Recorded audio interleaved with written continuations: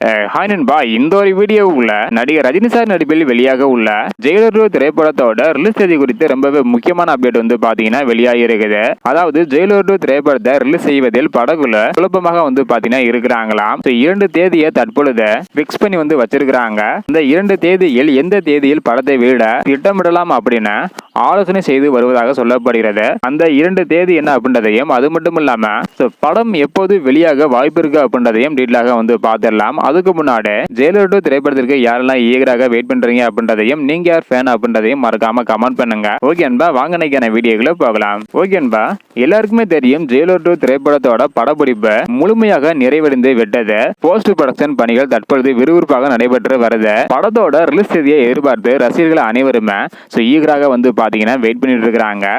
இந்த ஒரு நிலையில தற்பொழுது அதற்கான ஒரு ஆலோசனை கூட்டத்துல படக்குழு வந்து பாத்தீங்கன்னா ஈடுபட்டு இருக்காங்க. அதன்படி ஜெயிலர் 2 திரைப்படத்தை வருகின்ற செப்டம்பர் 3ஆம் தேதி வெளியிடுவதா அல்லது தீபாவளி தினத்தன்று வெளியிடலாமா அப்படின்னு படக்குழு ஆலோசனை செஞ்சுட்டு வராங்களாம்.